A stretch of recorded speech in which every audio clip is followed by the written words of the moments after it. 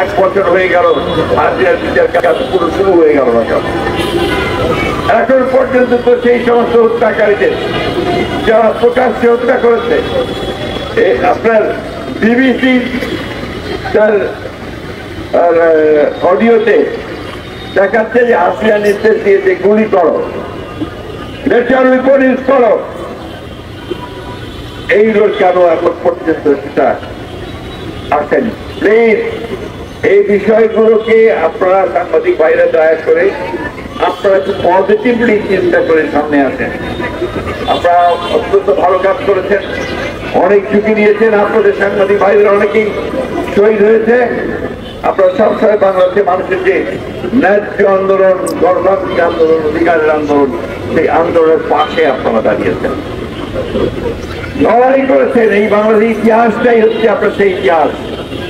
সেই ইতিহাসকে সমুন্নত রাখতে আমার সেই পিতৃ সন্তানটি যে এসে দেয়ালের মধ্যে যে কাঁচা হাত দিয়ে একটা ছবি আঁকার চেষ্টা করেছে, যে কথাটা কিছুক্ষণ আগে নয়ন বলছিল, নয়ন একটু তাত্ত্বিক কথা বলছিল, যেটা অনেকেই আমরা বুঝি না। ফ্রিডম, ফ্র্যাটার্নিটি অনেকে বুঝতে পারি না। আসলে এইটা বহু কারের মানব সভ্যতা প্রথম থেকে মানুষ প্রতিবাদ করে জন্মায়।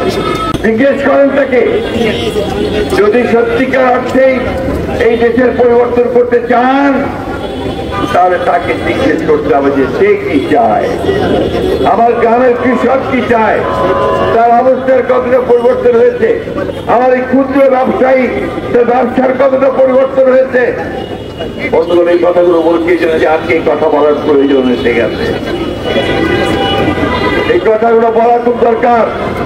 বর্তমান সরকার যারা প্রতি মুহূর্তে সংস্কারের কথা বলছেন, রাজনৈতিক দলগুলোকে দোষারোপ করার চেষ্টা করছেন ইনডাইরেক্টলি, যে আমরা কোঅপারেট করছি না, কথাগুলো সঠিক নয়। তাদের এই সংস্কার কর্মসূচিকে আমরা সহযোগিতা করি। আমরা সারাক্ষণ সবাইকে নিয়ে কাজ করতে চাই।